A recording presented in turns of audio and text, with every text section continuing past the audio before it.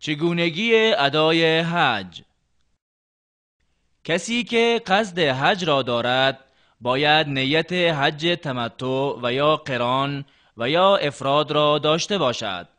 در حج تمتع انسان می تواند بعد از ادای عمره از لباس احرام بیرون بیاید، ولی در حج قران و افراد انسان در لباس احرام خود باقی می ماند.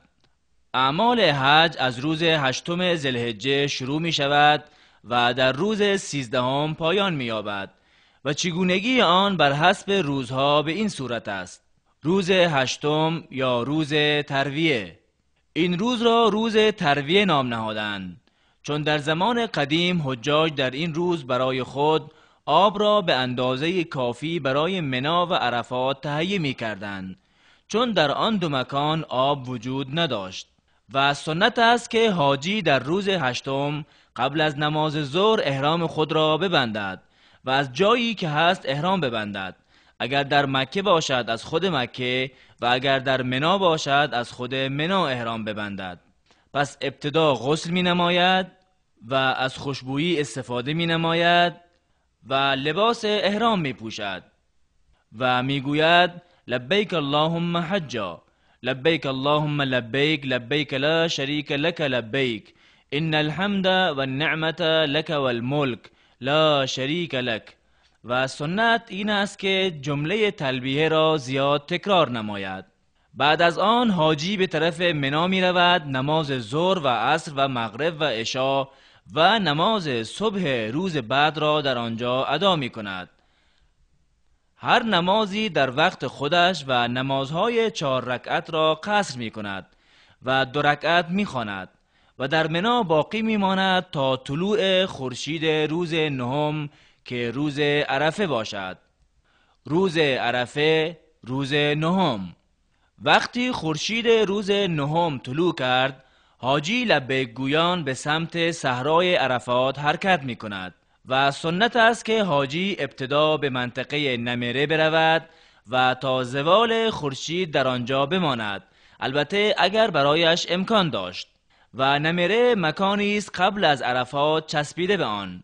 زمانی که خورشید به وقت زوال رسید و ظهر شد، سنت است که امام مسلمین یا نائب امام خطبه بخواند، خطبه‌ای که مناسب با حال و اوضاع مسلمان ها باشد، یکتاپرستی خداوند را بیان نماید و به حجاج احکام حج و سایر امور مهم دین را آموزش دهد.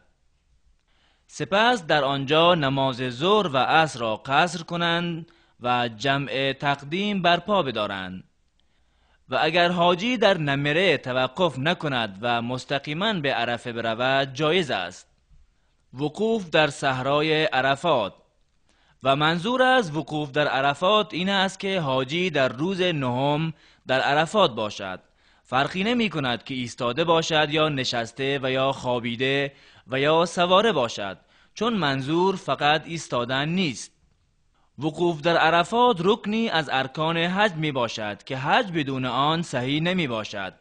اگر وقوف را از دست داد، حج را از دست داده است، چون رسول الله صلی الله علیه و سلم فرمودند حج عرفات است.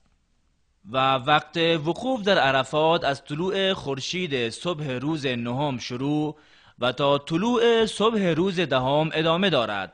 اگر کسی در این اوقات در عرفات ماند، اگرچه که 1 لحظه هم باشد و او شرایط وقوف را دارد، حجش درست است. و اگر کسی نتواند در این اوقات در عرفات بماند، حجش صحیح نمی باشد، بر اساس آن چیزی که از ابن عباس مرفوعاً روایت شده که گفت کسی که عرفات را قبل از طلوع صبح دریابد، حج را دریافته است. اما در مورد مکانهای وقوف در عرفات، پس عرفات همه جای آن محل ماندن است و رسول الله صلی الله علیه و سلم کنار کوه نزدیک به صخره‌ها رو به قبله ایستاد و فرمود من اینجا توقف کردم و همه عرفات محل وقوف می باشد. اگر حاجی توانست جایی که رسول الله صلی الله علیه و سلم توقف کرده او هم توقف کند و در غیر این صورت همه جای عرفات محل وقوف می باشد. و درست نیست که حاجی در دره‌ای که کمی قبل از عرفات قرار دارد بماند. اسم آن دره عرنه نامیده می شود و از کوه و صخره‌ها بالا نمی رود. صحرای عرفات دارای حد و حدود مشخصی می باشد که از قدیم نشانه گذاری شده است و در زمان کنونی با تابلوهای بزرگ که کاملا برای همه واضح باشد حد و حدود آن را از همه طرف مشخص کردند.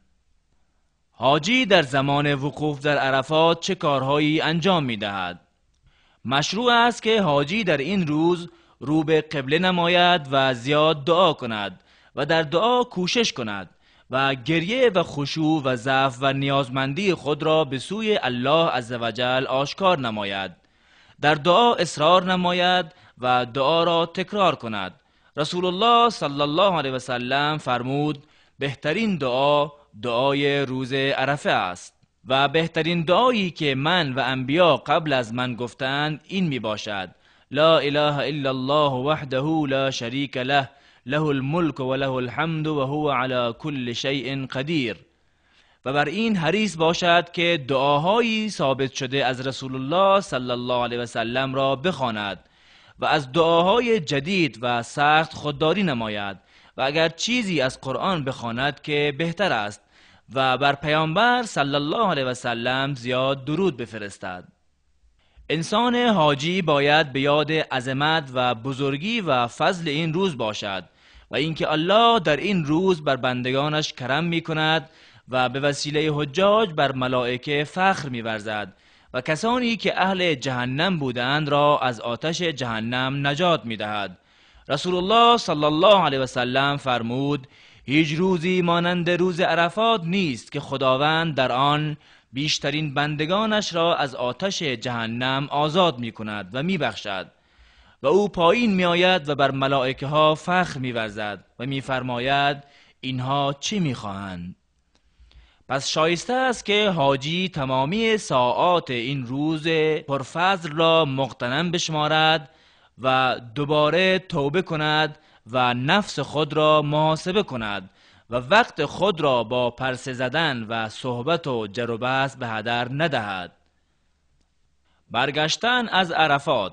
حاجی بعد از غروب خورشید از عرفات برمیگردد و اجازه ندارد قبل از غروب برگردد و اگر قبل از غروب خارج شد باید به عرفات برگردد اگرچه در شب باشد و اگر برنگشت باید خون بدهد و خون یک گوسفند یا یک هفتم شتر یا یک هفتم گاو می باشد.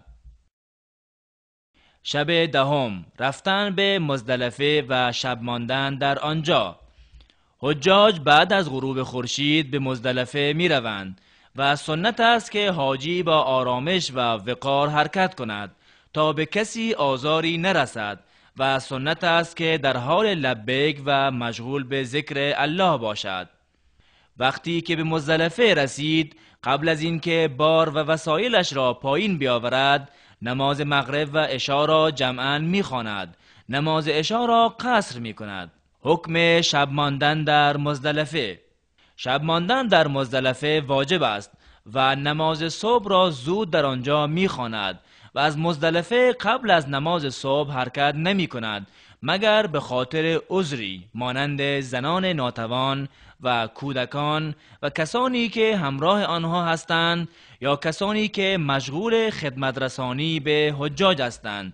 اینها اجازه دارند که نیمه شب و بعد از پنهان شدن مهتاب از مزدلفه حرکت کنند. کارهایی که حاجی در مزدلفه انجام می دهد.